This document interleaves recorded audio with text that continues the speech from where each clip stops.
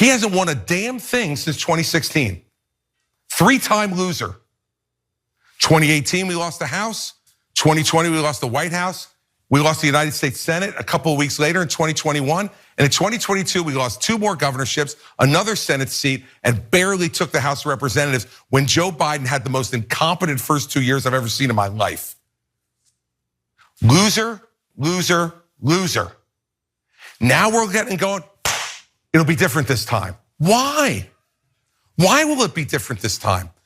Those arguments need to be made, and I'm not afraid to make them. He goes on to say there, because I'm not scared of Donald Trump and because it's the truth. So I thought in a rational world, that would be the part of this town hall that everyone remembers it for, that raises the profile of Chris Christie and does serious damage to Donald Trump. Then I woke up and I realized that we don't live in that world. But shouldn't it though, Benny? Like, Chris Christie is not wrong. Donald Trump being a part of the GOP has not helped them in many elections and special elections. And I know that they have so many excuses for why it's not his fault. My God, no one in American history has ever gotten so many passes for constant predictable failure as Donald Trump. But why is that point not effective, or do you think that it might be? I kind of think that it is to some people. Like, so I think it is to specific people within the Republican Party. But look, the Republican Party is like incredibly divided right now, where if you look at like the last election in like Michigan, for example, you'll see that Democrats got a trifecta specifically because Republicans couldn't stop hyperfixating on going after trans children, right? And it turns out that's unpopular, right? Like making your entire political platform just hating trans people just literally does not work.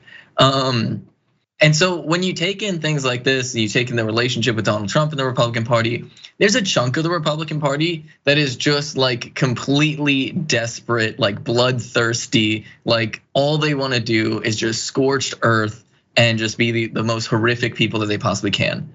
And then there's like the other part of the Republican Party that wants to just make money and wants to win. And right now, they're quiet, right? They're being really, really quiet about the reality of Donald Trump, the reality of all this anti-trans nonsense and how Republicans are shooting themselves in the foot. But so I think what we're seeing right now is like the most like unhinged part of the Republican Party is just the loudest, and they're dominating all of the airwaves. When ultimately, I think there's like a pretty decent chunk of the Republican Party that's just kind of over it. And I think that's who Chris Christie is speaking to in the moment. Yeah, maybe. Look, I know that I obviously do not speak for Republicans. I barely speak for anyone, even myself. But watching the town hall, I just thought like, if Republicans were not insane, they would just go for this guy, because he's gonna give them the tax cuts and the deregulation that they want. Economically, he's gonna have a very similar agenda.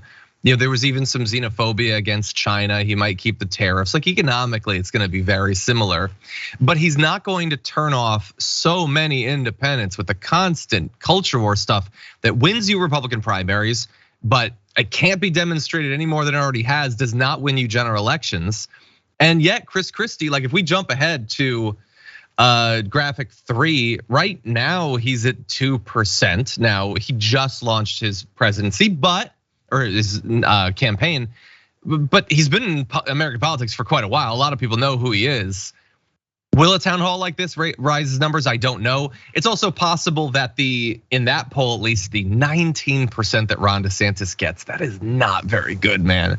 That could be redistributed to one of these other contenders. Maybe Chris Christie gets to 20%.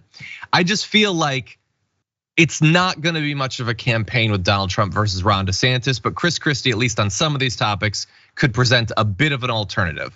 I don't know, and if Republicans are as sick of Donald Trump as you're saying, you would think that that would be appealing, but it remains to be seen.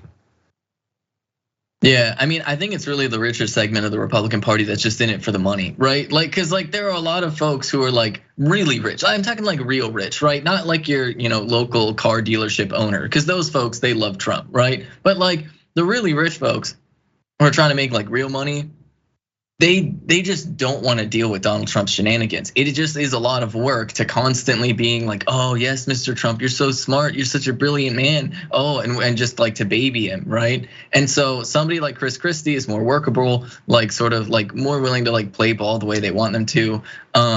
Not necessarily the crowd pleaser though for a lot of the Republican Party. And so that's where I think kind of like a big part of the split is. And I think that's kind of where we saw that in Fox News a while ago, and just this real contention between like a lot of the money behind the party versus like the actual voters of the party. And I think if there's so many candidates running against Donald Trump, to me that reads as them banking on Donald Trump being in jail, or this court stuff really bogging him down to the point where he just isn't able to campaign. And that kind of being the opener to the Republican Party saying goodbye to Donald Trump, which I think would crater the entire party. Yeah, but honestly, long term, that might be a prerequisite to them eventually being able to win national elections, like legitimately win them by getting people to vote for them.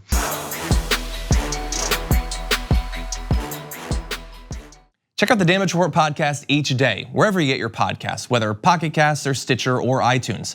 You can join me as I give you the news and stories you want, with a range of co-hosts and interview guests jumping in on the fun each day. Again, that's the Damage Report, wherever you get your podcasts. And if you get them at iTunes, don't forget to rate and review.